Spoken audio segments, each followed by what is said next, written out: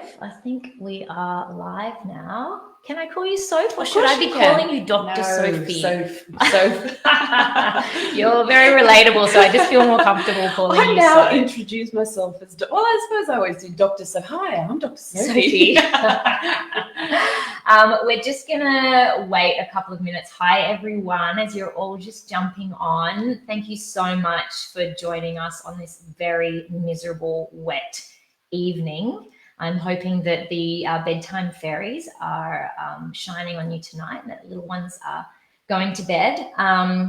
So just while we're waiting for people to jump on, what's a day in the life of Sophie look like at the moment? What time did your alarm go off? Let's start with that. Well, 5 a.m., which wasn't too bad, but it does look like it looks pretty busy and pretty chaotic at times. It's just rushing from one thing to the next, but it's so exciting. So this morning, there was a 2GB interview with Ben Fordham. Oh, gosh, that'll wake you up. It woke me up, yeah.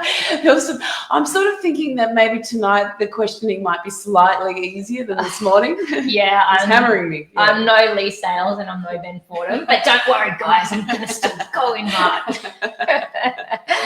And then, and you've had some debates this week with candidates in the area as well. Yeah. So look, it's been really good because we've been able to have these debates and have people come along, ask their questions, hear from all the different candidates.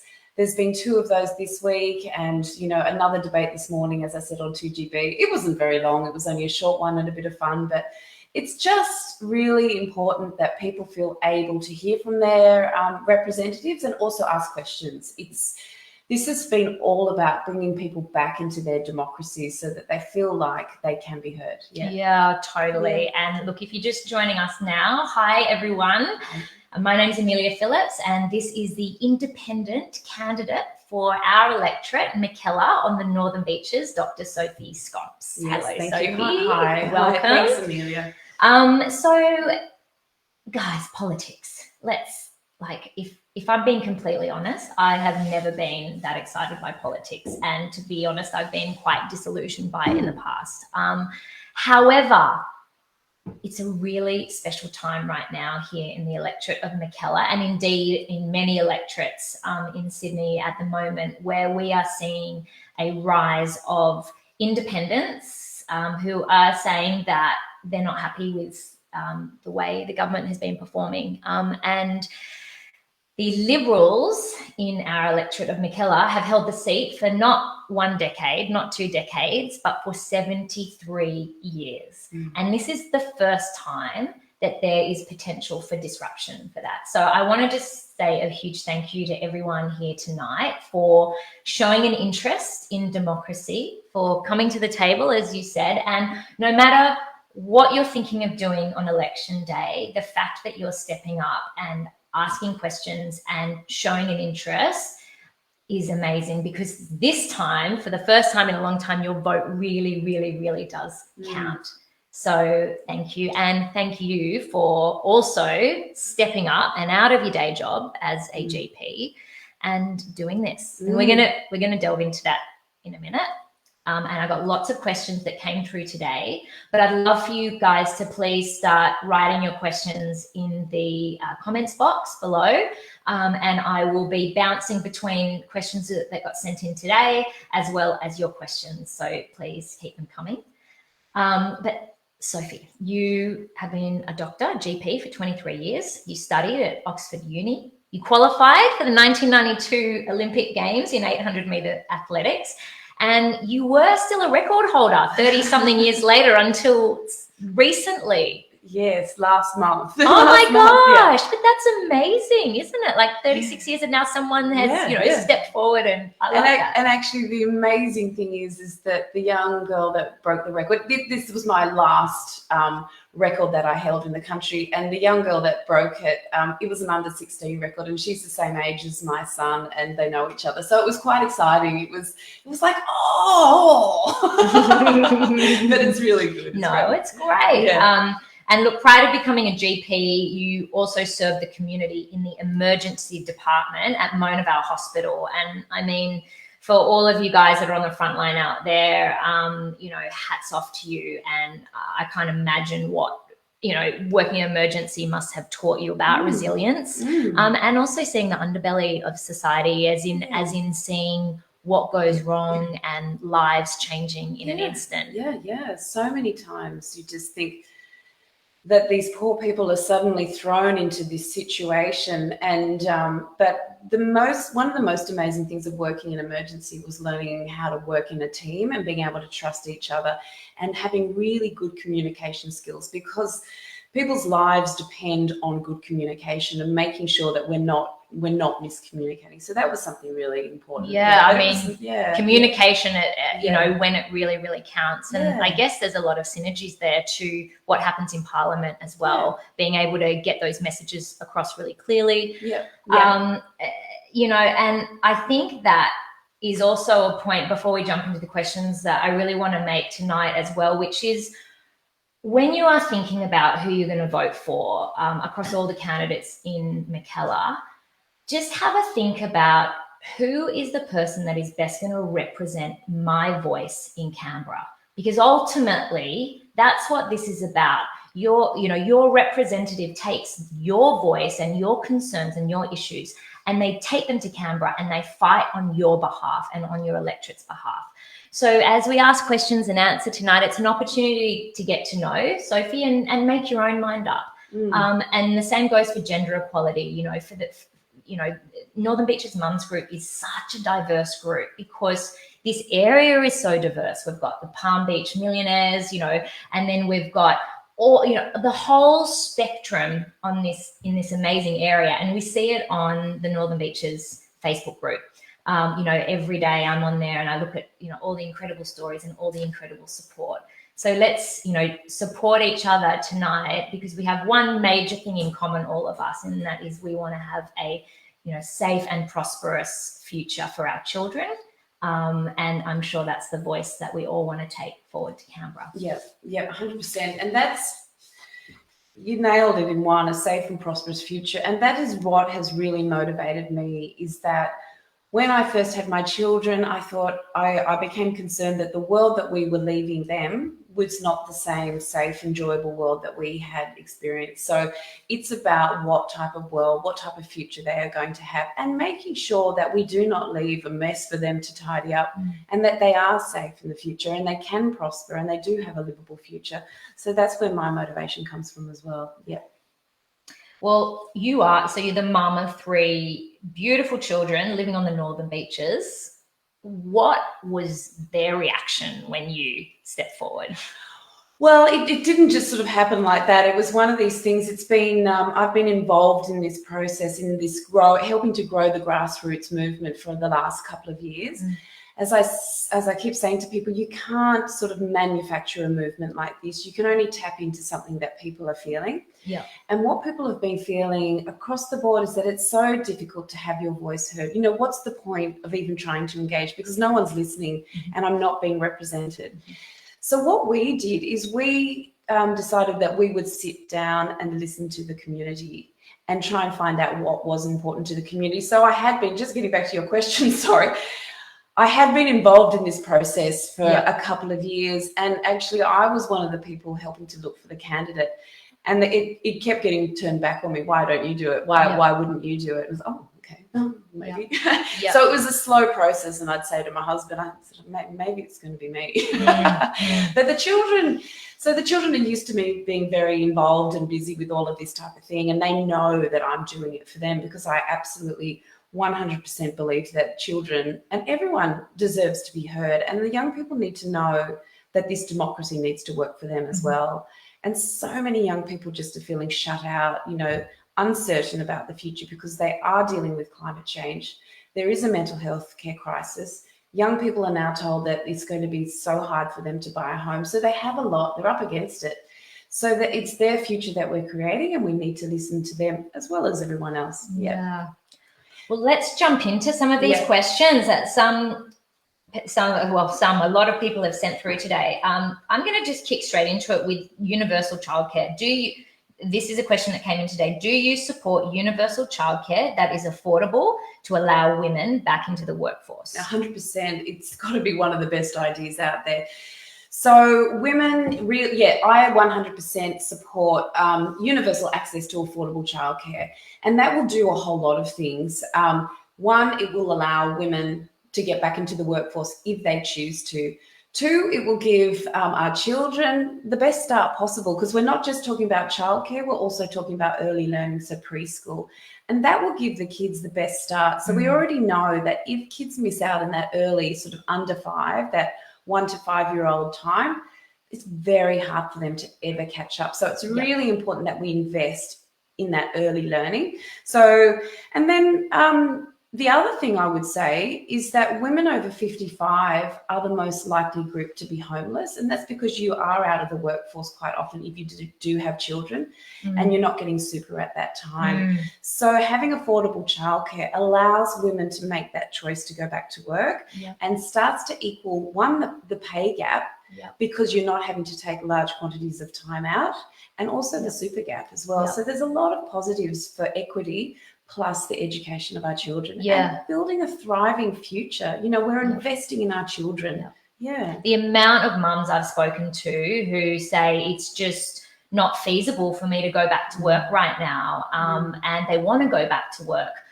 They have to go back to work, but they're bringing home $15 a day, if that. It's a really, really tricky one. And even I would say in the last few years, childcare has continued to increase so much. Like I remember how expensive it was when I had my kids. But I've got 4 kids. I had 4 kids in 5 years. They're now between 4 and 9. The amount of money I spend on childcare, it's like I should just send them all to private schools. It's eye-watering. All right, look, I'm going to move on because we've got some other questions coming in. Tegan, hi Tegan. How will you ensure NDIS is fair and adequate? Oh, that's a good one. Look, I think it's a position, isn't it? You either support the NDIS, or what's happened over the last decade is the NDIS has been slowly cut. And you can see the problems, and there's been more and more the programs cut for people, for individuals. So they're having to, there's constant sort of protests about their plans being cut. And I actually know about this personally because I have a son who's on the NDIS as well. Oh, really? Okay. And so I know the process and I know how stressful it is for people. So making sure that the programs are patient-centered or people-centered, and the people involved in the, in receiving the NDIS and the carers and the families are all part of the design of the NDIS. So people feel that their needs are being met. It's really important. And it's just making sure there's enough funding. So using this as an example of how an independent, and forgive my ignorance with Canberra and politics, but say you've listened to your community, you've listened to all the mums out there, and you've got this, real concern about NDIS. Talk me through the process of how you actually take that to Canberra, and what can you, as one person in 171 seats or 100 and however many seats there are, how would you actually go and make change?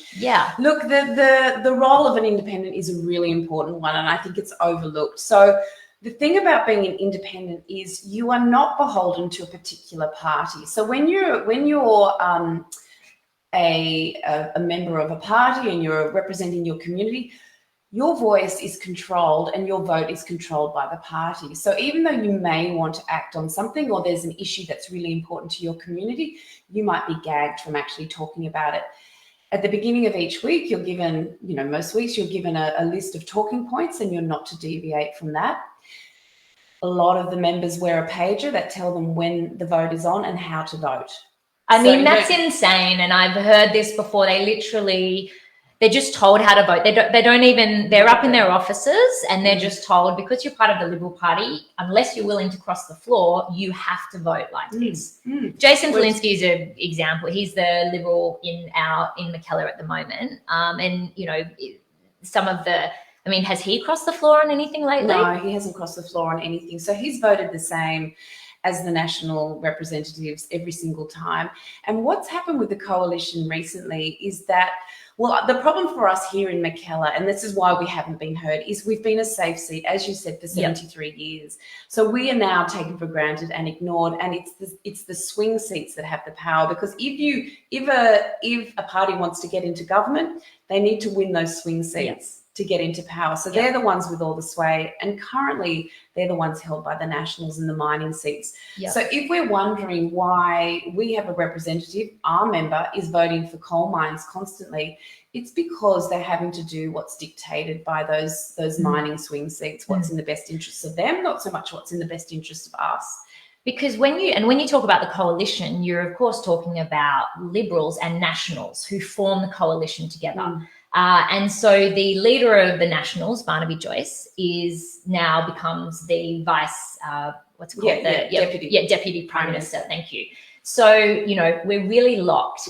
And getting back to the NDIS example of how you would take that down, can we use Zali Steggall as an example and PEP 11? Yes. So I'll use Zali. So what happens with, you know, if I was down in Canberra, bills are introduced by either the party, either side, and they can also be introduced by an independent. So what happens is, so there might be somebody or a party that has a policy on the NDIS. If that's the case, then you look at that piece of legislation and you judge it on your merit, on its merits. So as an independent, every piece of legislation that comes in front of me, I will look at, I will research, and I will go back to the community and find out what's our stance on this, what are our views and values on this, and I will reflect that when I vote on that piece of legislation.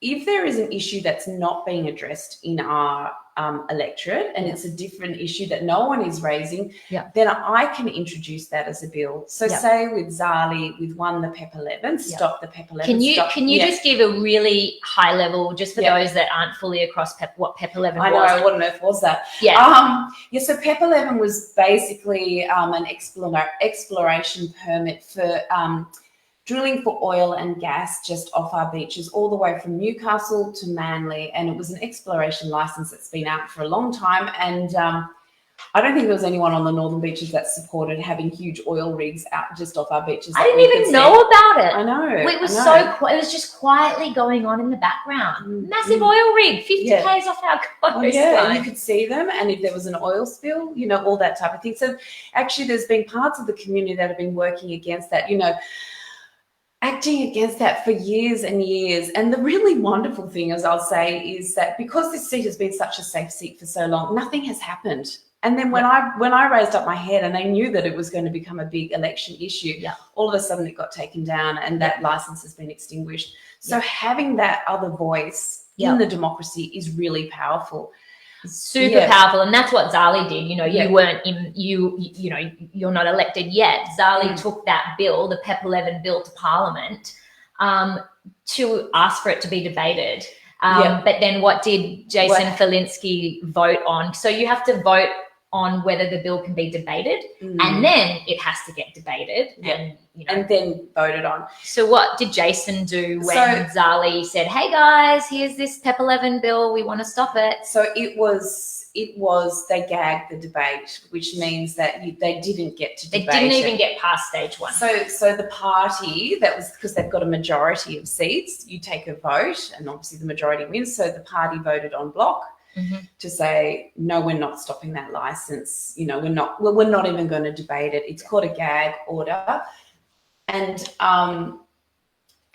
this government has gagged more debate than any other government previously. And that is why, like, democracy is all about debate and getting that, you know, there is a piece of legislation. We have to debate it. We have to get the best piece of legislation.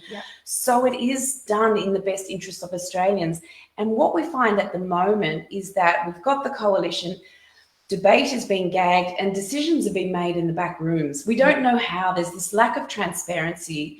And the deals that they're doing. Backroom deals. And I would say the biggest one was that that 2050 net zero target. Okay. We don't know how. Like, there's this discussion about how did they finally get Barnaby Joyce and the Nationals to agree to that? And they're saying that there was $34 billion that was exchanged, you know, that was given to the Nationals. Making. Okay, well, let's actually touch on that at the moment because, Tanya, I'm going to get to your question in a sec, but just while we're on a roll about climate change and about these net zero targets. So I guess I did see a question come in here today. Okay, this is a question that came through today. Running on a strong climate platform, I'm curious as to why Dr. Scamps' climate action policies aren't very ambitious. Ooh. If the Greens can aim for zero emissions by 2035, surely she can too. The time is now and the matter is beyond urgent. It's very doable to get to net zero by 2035.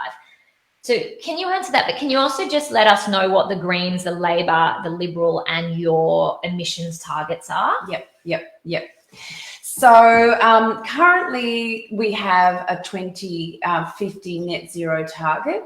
The issue with that net zero target is that it hasn't been legislated. So as we've heard from Matt Canavan, he's saying, who's part of the coalition, he's actually saying it's dead, that they're not going to stick to it. So one of the first things that we need to do, when the new government comes in, is legislate that target. So this government can't walk away from it, and no future governments can walk away from it.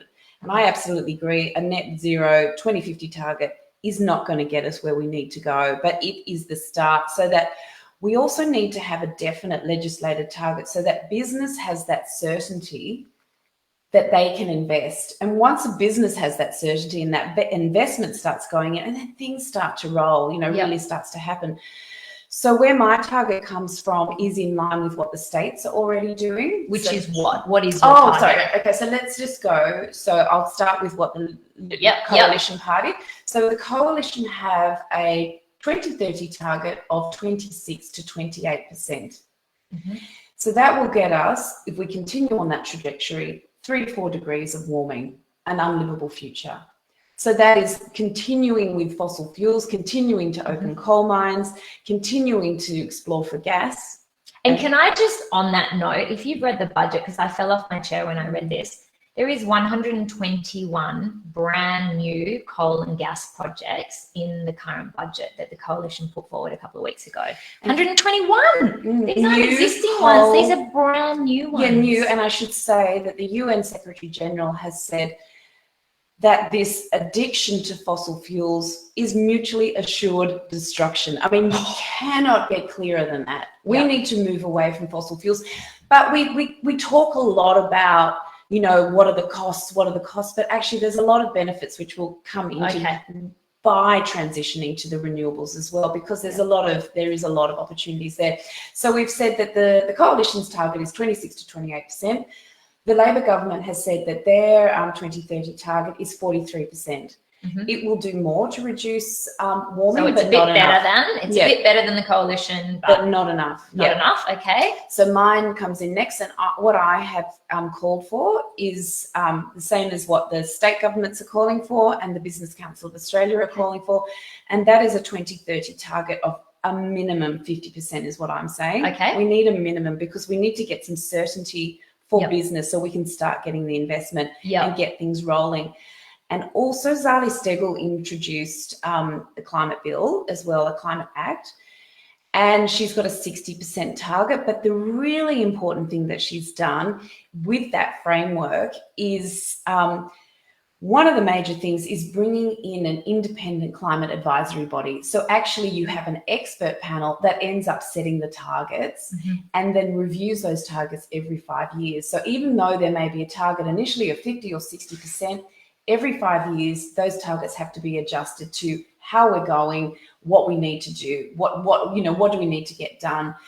And so there's a 5 year, we don't just say 2050 net zero because maybe we'll get to 2048 and we've still got a long way to go. We need to put that time and investment in right now. And the other thing I'll say, just with the Business Council of Australia, so that is a body that represents over 100 of the biggest corporations in the country. So really quite a conservative business group. They are saying that if we do not, they're calling for a 50% 2030 target as well, because they're saying if we do not start to diversify our economy now into this high-tech clean energy sector, then we are going to be left behind and not able Yep. to sustain our current standard of living. And Australia is so well positioned to Yeah, that. You know, yeah. we've got no shortage of wind, water, sun, Exactly. and space. And exactly, there's so much around that. So we know that we already have the technology. It exists, which is a really exciting thing. It exists. There's so much that we can be doing. But what's been lacking is the political will, because there hasn't been that long-term planning. There hasn't been that constructive bipartisan kind of approach to a big challenge. It isn't. We have some massive challenges. And I'll say at the start of the COVID pandemic, right at the very start, we saw that bipartisan approach when the two sides, the two big parties came together, everyone came together, and there was a challenge. They had to come together in the interest of Australians. That type of approach needs to happen again. And I think the independence will help bring those sides. Start that sort of really constructive process of looking at solutions rather than just that adversarial who wins the fight of the day. Get some long-term vision. Tanya, hi Tanya. Love Sophie Scamps. She will be the best local representative ever. She cares, she listens, and she's already such a good rapport with the locals. Can't wait. Oh, that's great. That's great, Tanya. Thanks, Tanya.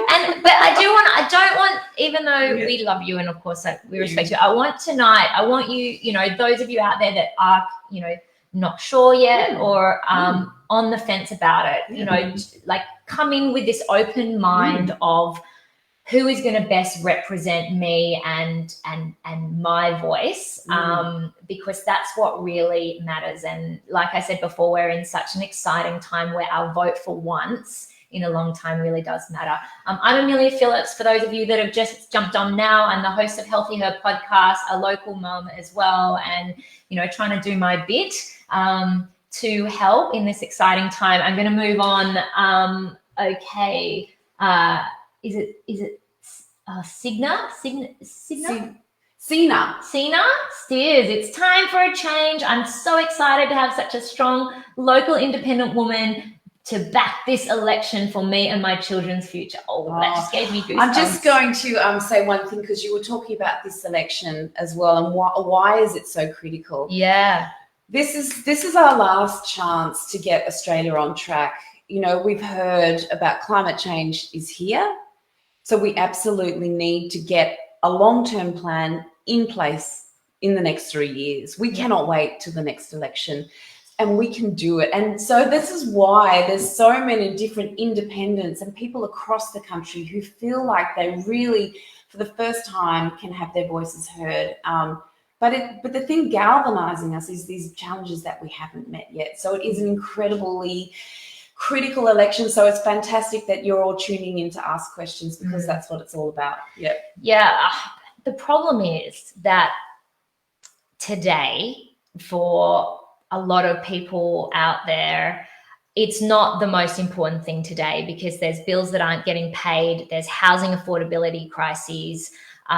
You know, there's so many other issues out there as well that we need to feel a level of comfort that, you know, there's just not this greenwashing that's going on, and then we're going to see our economy flip out.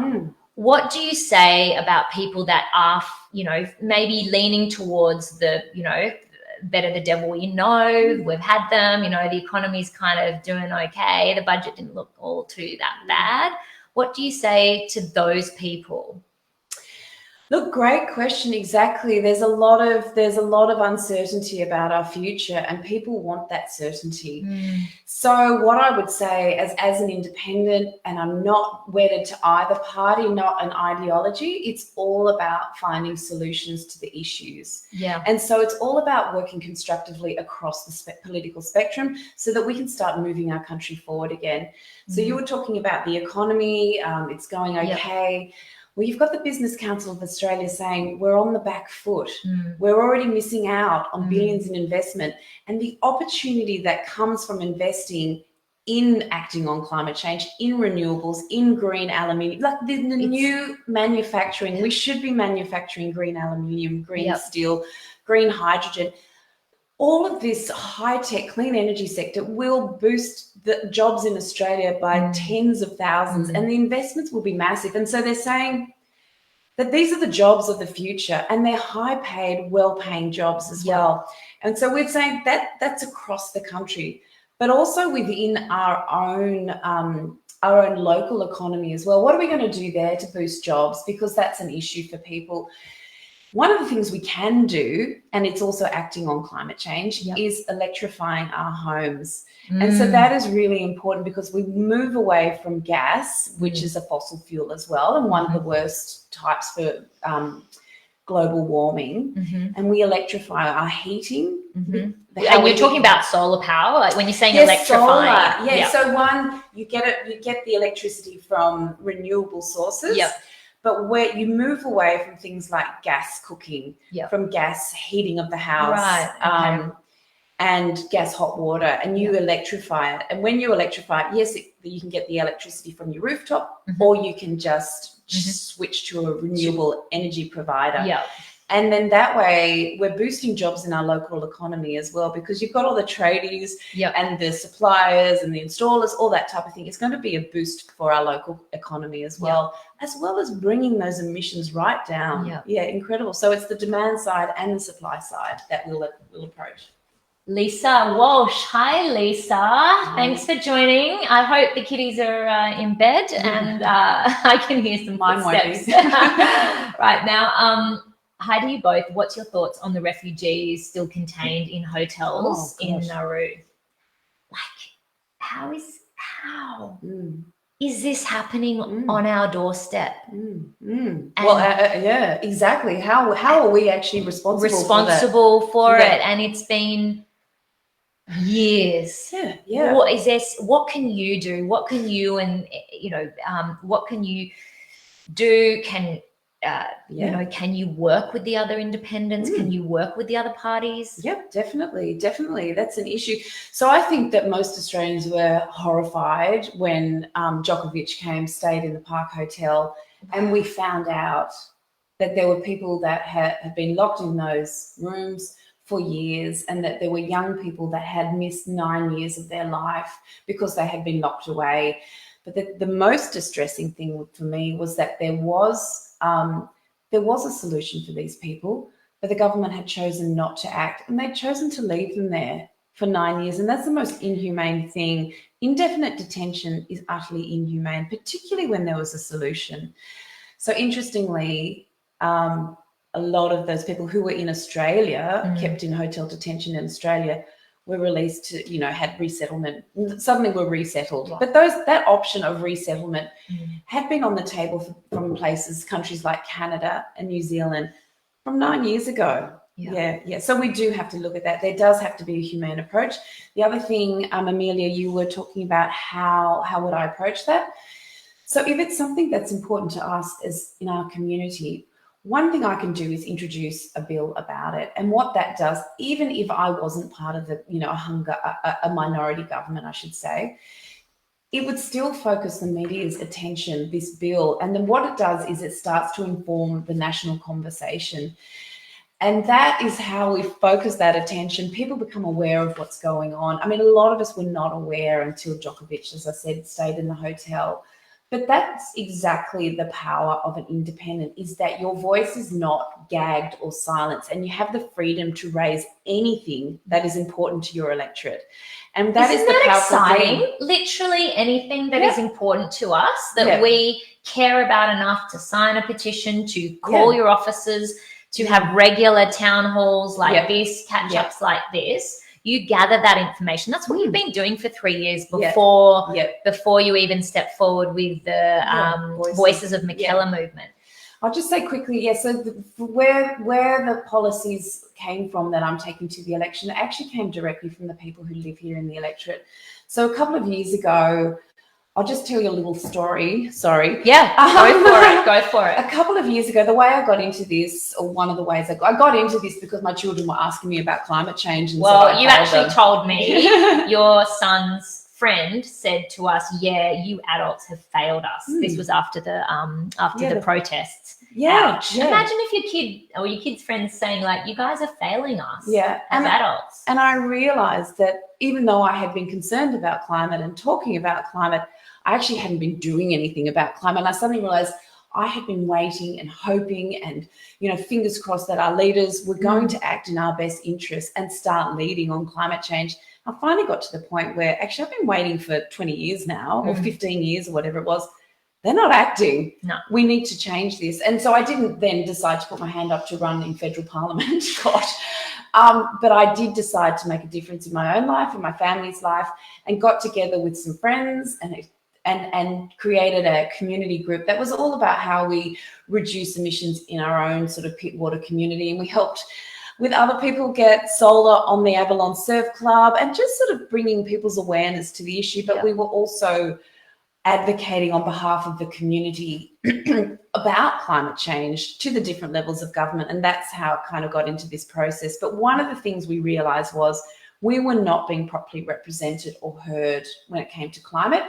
And the thing that really demonstrated that for me was when at the end of the Black Summer bushfires, so they had been burning for 6 months. Yeah. And in February 2020, right at the end there, everyone in Mackellar was letterboxed a ticker box survey from our current member, Jason Felinski, to say, please tick which issues are important to you.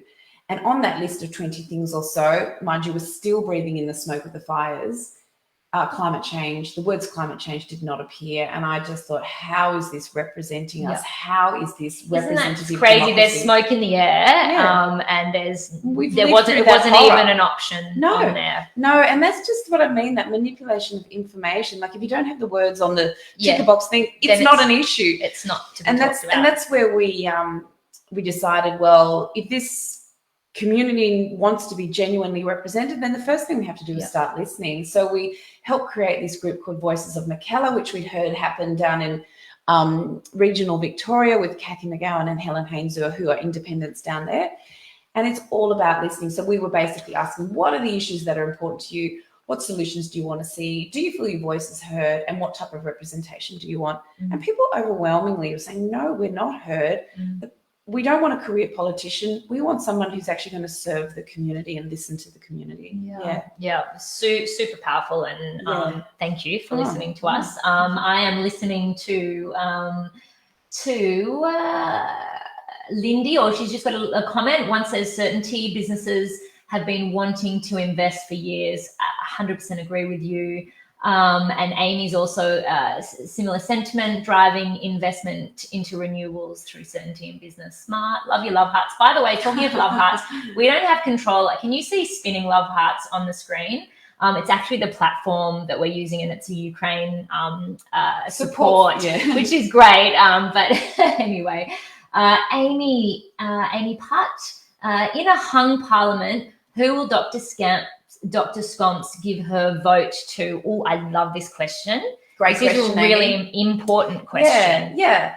So what I would say to that is the issues that I'm taking to this election are really clear, crystal clear, and they've come directly from the people who live here. Can you just, what are those issues? Okay, what are let's go the through highlights? Okay, the highlights. So we've got 5 top issues that come that when we did do that voices process where we sat down and we around the kitchen table or at the cafe, wherever it was, and we listened to people, groups of 4 to 10 people or more or less.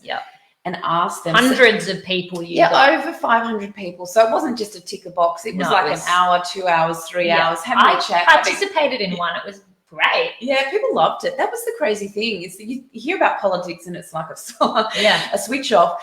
But when we just said, we just want to find out what's important to you, listen to you, people loved it. Absolutely. So what do we want? What are our 5 things? Tell me about them. The top one was absolutely urgent action on climate change. We want action on climate change and couldn't understand why our representative was not going there. So a 2050 target that is legislated and a much stronger 2030 target with a framework, with an independent advisory body, so that we take the politics out of it. We take the influence of money out of it, and we take the influence of fossil fuels out of it. It has to be an independent expert body, and we keep re-looking. So they will set the carbon budgets and the carbon, and also the targets as well. So the budgets and the targets. So that's climate change. What's next? Next is a Federal Integrity Commission. So people National know- ICAC. Yes, the National ICAC. equivalent of ICAC. Yep. National ICAC, I think you want me to whip through. We need to take money as well. We need donation reform and lobbying reform. So that's part of that, bringing that integrity back and, which, and trust back into we're our missing. Yep. And then we have gender equity, which is huge as well. We all lived through last year, which was, I think we were all horrified. The religious discrimination. Well, the religious discrimination that was earlier this year, but what happened to Brittany Higgins? Oh, I saw you Grace talking Tame. about. And just the fact that the reports came out about the behaviour in Parliament. The 50% of people who work in Parliament have been bullied or sexually harassed, including sexually assault. That includes sexual assault. That is massive. So there's a very toxic culture down there, and that is our premier workplace. So they call it set the standard, that report. They're not setting the standard. But the other thing was, respect at work bill, which was also really important. And there's a huge amount of work that needs to be done. So gender equity, and that is looking at things like affordable childcare, accessible affordable childcare so women can return, and pay equity. If you're doing the same job as somebody else, you should be paid the same amount, not just because you're a female get paid less. And under that, is that where you could also look at things like, gender quotas in Parliament and things like that as well? It's up for the party to decide that. So the Labor Party already has quotas, and they, I think in 10 years, when they've almost got parity, which is amazing. And apparently the culture within that party has changed a lot. I even saw it on Monday night when I watched Sophie in a debate, and there was 5 of our local candidates. And just having the 2 women, Sophie and the Labor candidate, in the room and watching the vibrancy of how that debate played out. And I was saying to my husband, imagine if that had been 5 blokes and how different the energy would have felt.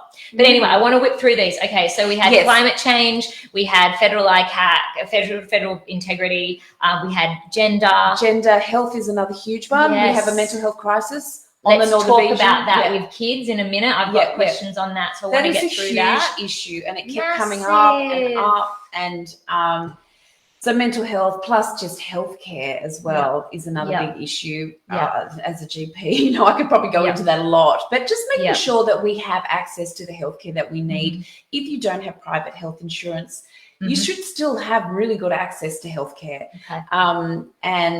So let's come back to Amy's question about a hung parliament, because there's, people want to know who you're giving your votes to. So the Greens, for example, will say we are 100% not giving our votes to the Liberal Party, and that's their stance on it. So what's your stance and why? So to start with, so there's preferences. So on the day that you vote for the lower house, I've got it here.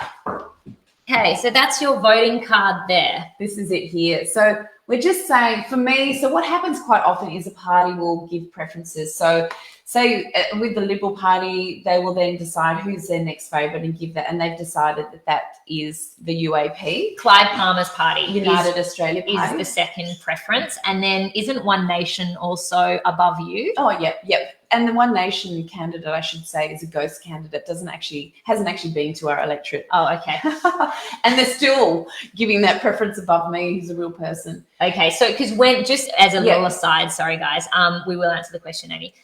When you vote, it's really important that you number all the boxes. And if you do want to vote for Sophie, she's one. But then unlike the others that give their preferences, you don't give a preference. You can, if you are on the fence about a different party, put them as number 2, or Sophie as number 2, or whatever. That's exactly right. So as an independent, because I'm not wedded to one party or the other, I am leaving it up to people to decide who they would like to preference. So what I'm asking is put me one, and then you decide how you fill in the rest of the boxes. But you do need to complete, every box needs to be filled, otherwise your vote won't count. So you can't just put 1 or 2 and leave it at that. And so let's say in the event of a hung parliament, which means we actually cannot form a government unless these handful of independents give a preference to one or the other.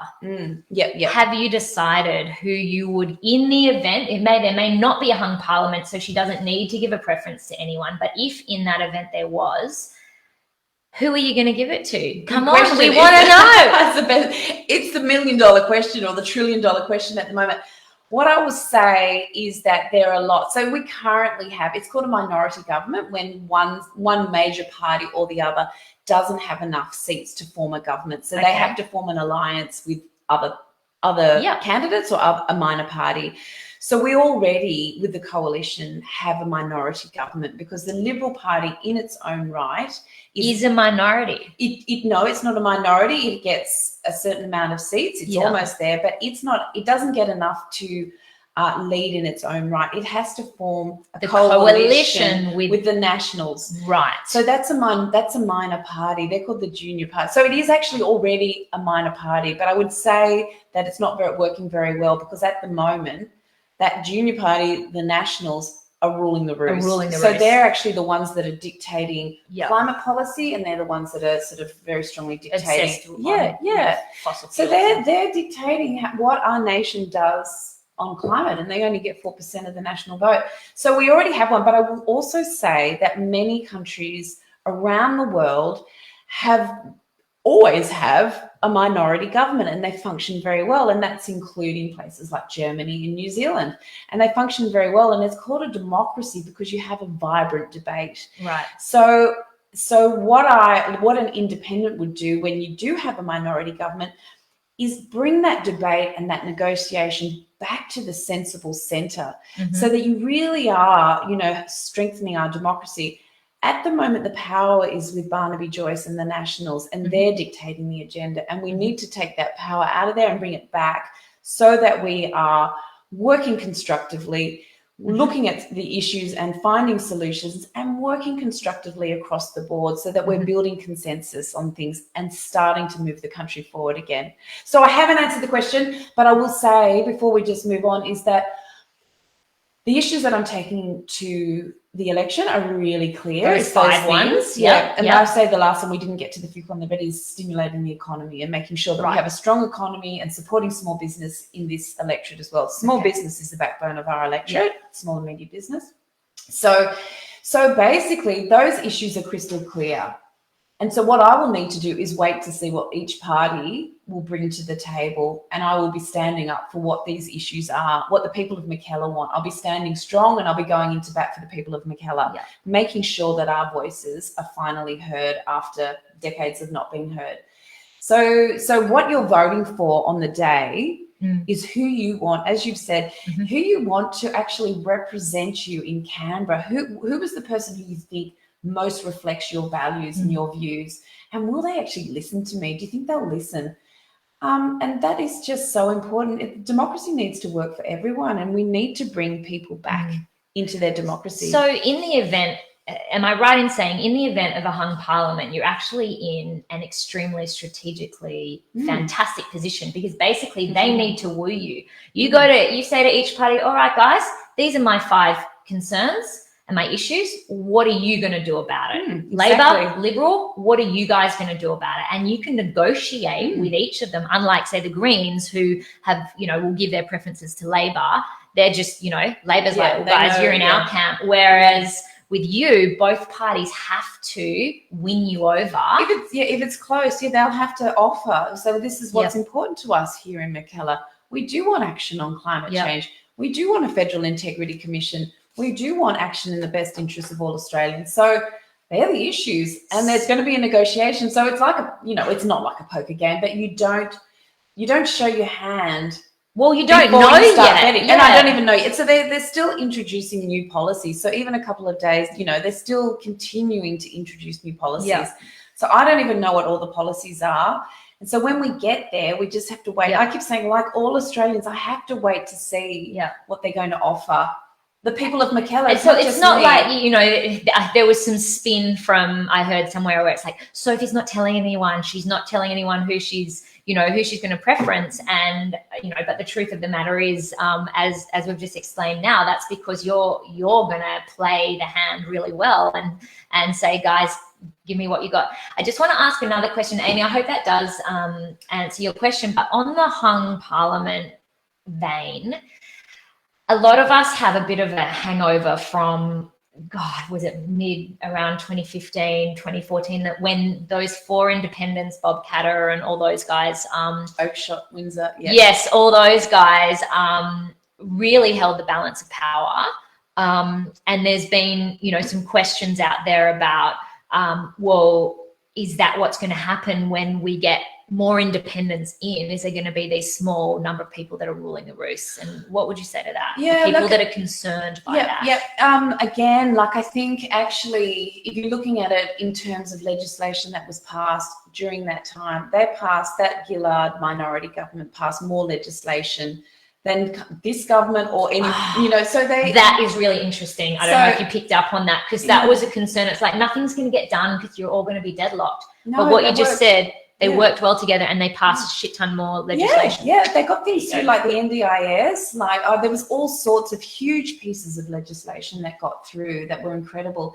And as I said before, there's minority governments around the world that do work constructively together. Mm-hmm. And the main thing is that you're working to find solutions on issues. So that is the main thing, and we have huge challenges ahead of us. So it can be hugely, and it's a way of bringing more voices into our democracy and debating the issues. Eliza, your question, a reference point in terms of emissions. What is the reference point in terms of emissions, and where are we at now in terms of reduce? We've done a lot of talk on emissions. I'm going to come back to that question because I just want to move. I want to make sure we're talking about lots of issues tonight.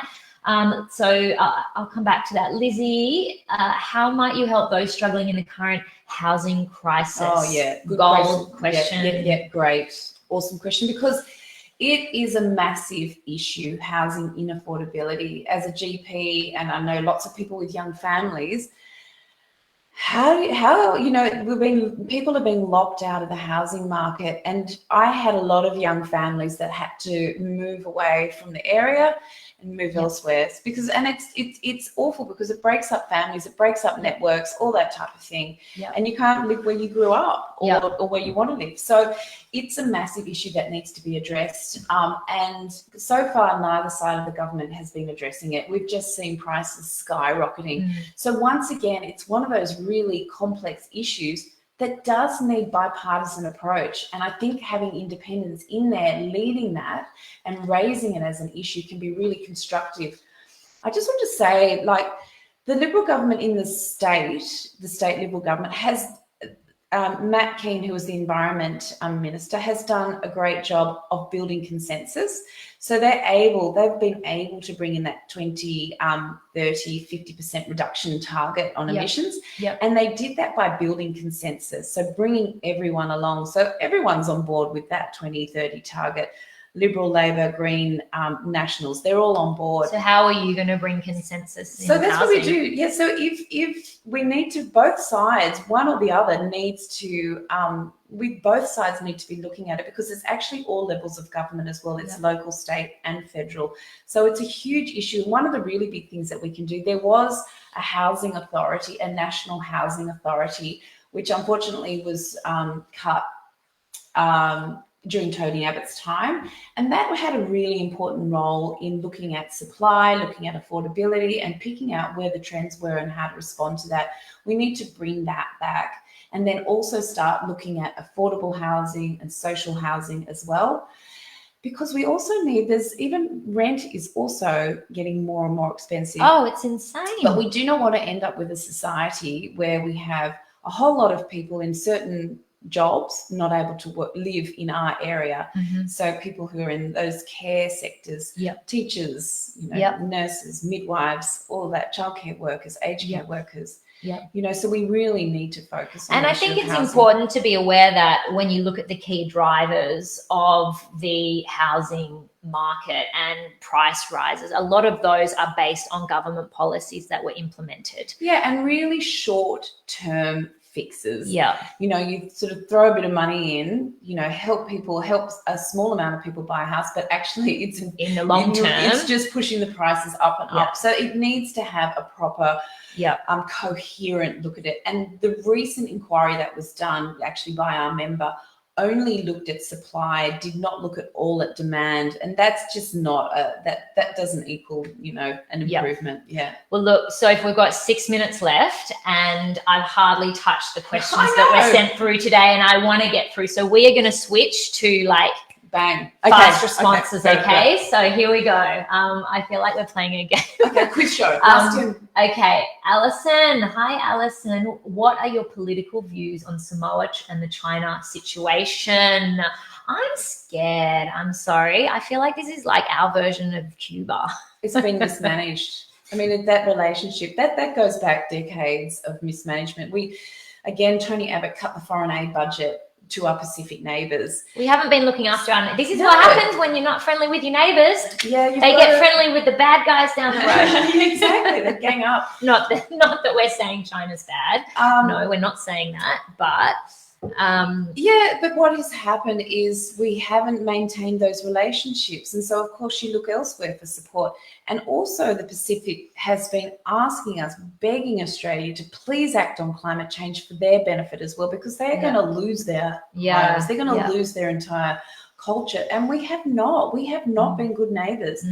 So I think that's poorly managed. Very poorly managed. Can I also say about the ports, the Darwin port and the Newcastle port? Yeah, I know, like honestly. And can I say as well that it was this government? So getting a little bit political. Just explain Newcastle and Darwin in a. So we're not doing well on our speeding. I know. Let's so there was a few, I think, big major missteps for our defence. One is we've leased off the Darwin port for 99 years to China. So we no longer have control of that port. And that is the closest. I actually didn't know that. Yeah, so that's the Solomon Islands is close to the port. So if they have control of our port and the Solomon Islands, that's not great. A channel that they the other thing is that also there's 50% foreign ownership of Newcastle port as well. And that's where the submarine base, they want to put the submarine base. So they're going to have to buy that back somehow. And is it possible or not? So they were major security strategic errors. And so if there had been more independence in Parliament to debate this and be like, why are we doing this? What is going on? That's how a democracy works. Okay, I'm moving on. Can I say, because the really important thing is not to be a yes person, is to have people who hold the government to account and provide that oversight and do say, hang on, guys, I don't know if that's a good idea. I'm not voting for that one. Giles, great to hear from you, Sophie. I love that you want to listen to people of Mackellar, but if you listen to the majority, there's a risk minority won't be represented. Oh, that's a good point. What do you do to represent those people in Mackellar that may be a minority in terms of numbers, but have important issues that need support from our federal government? Perhaps you can mention some of your personal values that guide your decisions in life, e.g. authenticity, equality, freedom. I mean, we're talking about a doctor. You were talking about someone that's dedicated their life to helping others. So I do just want to throw it out there that, you know, from a values perspective, she's chosen a career that helps other people. Yeah, look, I think. What else about your values? Look, I think that compassion has to be at the core of everything we do, and treat each human being as a human being. And you're absolutely right, Giles. And that is an issue with politics, isn't it? Ruling for the majority and the minority get whatever excluded, vulnerable. But I do think that actually, when you look at what's been happening with, say, the trans group, such a vulnerable group, which, as you know, Catherine Deves and others have been trying to scapegoat for their own political gain. And so I think, again, having more independent voices to stand up and not just say, nod your head and say yes when the party says so, is so important, so that we do protect those vulnerable people's rights and those minority people's rights. Jules, I love your beautiful comment. That's so sweet. And Giles, I just had a giggle at your shit ton more done. You'll have to read them up. You read them afterwards. I can't see that far. Hi, Jolene. As mums, we are often looking after our aging parents in the busiest time of our lives. The sandwich generation. I have an episode on my podcast on the sandwich generation. I hired Mark McCrindle, a very interesting one. As a doctor in Parliament, what would you do to support our loved ones in aged care? Well, the very first thing is actually valuing the work that our aged carers do. It's not valued currently because we see that they get paid less for the fabulous work that they do. They get paid less than pulling beers across the road at the pub. But not only do they get paid less for it, they have to have 2 or 3 jobs so that they can actually, meet that cost of living. And they have to travel quite often from miles away to get to work. So then they're hit up as well for travel costs. So the one thing I would say is that our care sector needs to start being valued properly, and that means nurses, aged care workers, teachers, and childcare workers. And so that's a start, but also there are other things that you can do to make sure that our elderly population is well looked after. And one of them, they used to be called nursing homes because there was a nurse there. Yeah. 24. So even just having a registered nurse in a nursing home 24 hours every day is really vital to make sure people are getting the right medical care. Well, that actually leads me on to another question. I'm going to try to power through 3 final questions, if I may. I feel like we haven't touched enough on mental we can health. do it again. I feel like we need a whole once you're elected, or even if you're not elected, can we get you on to talk about mental health in children? Yes, absolutely. Because we need to. Maybe we do it next week. I really think I would love to do it next week. Can we do it next week? Northern Beaches, tell us guys, Northern Beaches mums, if you want to do a whole segment on mental health. Your mental health policy calls for a dedicated mental health practitioner in every school. Can I just say St. Luke's, I just heard today from a mum told me that St. Luke's has actually just done this. Is it feasible, and where would that workforce come from? Good question. There's not enough workforce currently. So that's one of the big things we need to fix is the workforce. It apparently needs to be doubled. And I know from being a GP how hard it is to get people into that specialist care that they need. But we need to build the workforce from everywhere, from counsellor, peer support, right through to specialist psychiatrist. And we also need an inpatient. There's so many different levels of care, and you have the GPs looking after some people here. There's a huge overload, I've got to say, and even that experience of mine as a GP, we're looking after more and more complex cases as well because you just can't get people into that care. So yes, workforce is a major issue. And if you talk to the Australian Mental Health Network, that's one of the biggest things they want to do is build that, put an investment into building the workforce. And of course, prevention is better than cure, in the sense that if you can, if you can really identify these youths early on by having that dedicated mental health practitioner in school, you imagine how many lives you'd be saving. And those skills early on. And the other thing I'll just say quickly about mental health is that often that once again, that uncertainty about the future, uncertainty and lack of hope and a sense of powerlessness is where those mental health, triggering. Very triggering. So that climate anxiety is filtering real into a lot of us. But also for these young people, having anxiety about the future is one thing, but the problem is they see a problem. The problem that grows mental health is that they also see our leaders not acting on it. So that's where that distress grows, and that's where the mental health issues really start to blossom. I'm not going to touch on EVs. I'm going to ask one more question. Electric vehicles again. Really interesting. Jump on Sophie's website. She's got a lot to say about electric vehicles as well. But let's talk about Climate 200. Did you approach Climate 200? These are the guys that are backing a lot of the independents. Did you approach them, or did they approach you? And also, why are they only supporting independents in Liberal seats and not Labor seats? Just a quick answer. Well, basically what happened was wherever an independent grew up, this is a grassroots movement. As I described before, it sort of grew up through the voices, listening and tapping into a sentiment that was felt broadly across the community. And that is that we weren't being properly represented, that we were being ignored.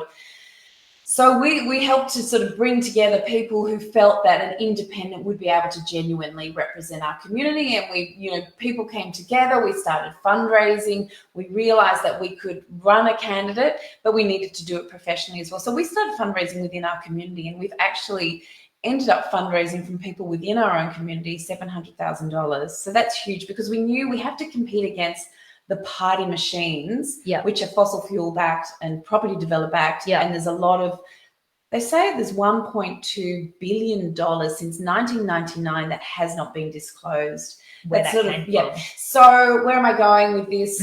Climate 200. Climate 200, yes, they have promised to match fund us as well because their values align. So with every dollar that someone donates, they would match that. Match. And I think it's a really good way that they've done it. One, they needed to see that there was a genuine community movement that had people backing it, that had people on board.